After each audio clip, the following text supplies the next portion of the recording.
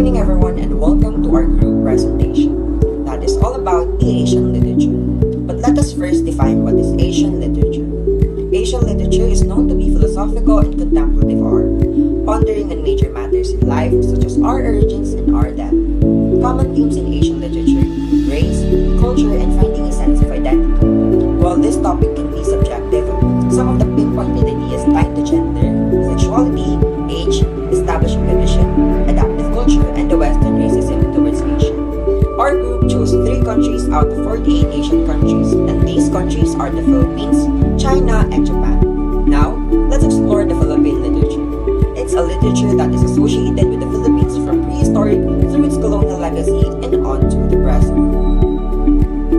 Pre-Hispanic Philippine literature was actually epics that was passed on from generations to generations, originally through an oral tradition. The most famous literary works in the Philippines is the Noli Me Tangere.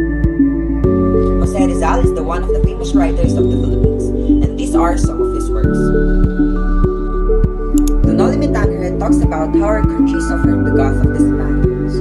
The book, written in Spanish, is a sweeping and a passionate unmasking of the brutality and corruption of the Spanish rule in the Philippines in the year 1565 to 1898. It was considered to be one of the instruments that initiated the Philippine nationalism, leading to the 1896 Philippine Revolution. The novel did not only awaken sleeping Filipino awareness but also established the ground for aspiring independence. Now let's explore the Chinese literature. Chinese literature is one of the world's main literary heritage with a continuous history spanning more than 3,000 years, dating back at least to the 14th century BCE. Chinese literature refers to the body of texts that were written in Chinese. One of the most famous literary work in China is The Dream of the Red Chamber, that was written by Shao Qi, one of the most famous writers in China, and it is noted for its ecological scope and observation of the 18th century China's worldview, and it is one of the 4 great classic novels of Chinese literature. These are some of Shao Qi works.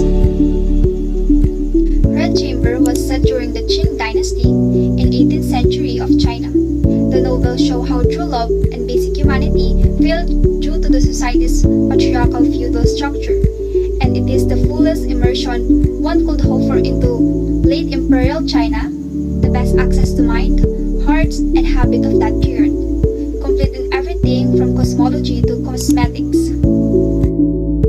Finally, now let's take a look and explore to the Japanese literatures. Japanese literature examines work of literature such as stories, novels, poetry, and plays to research the working of the human condition in the Japan. One of the most famous Japanese literature is The Tale of Genji, and it was the first novel to be written and a favorite among the Heian court. Its popularity was increased by the fact that the emperor had read it.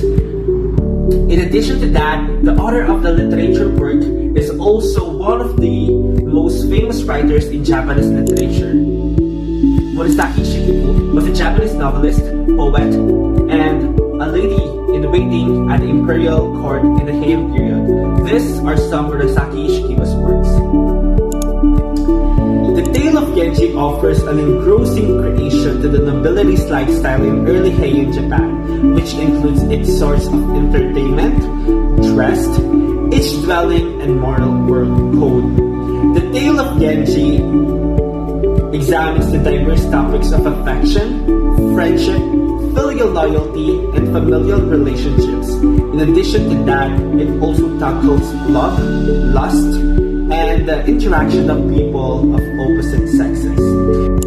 We were able to explore the literatures of Asian countries, which are the Philippines, China, and Japan together, and I hope, or we hope, that you enjoy and learn a lot from our group presentation. On behalf of my group mates, I am Daniel Magusbaca Fernando.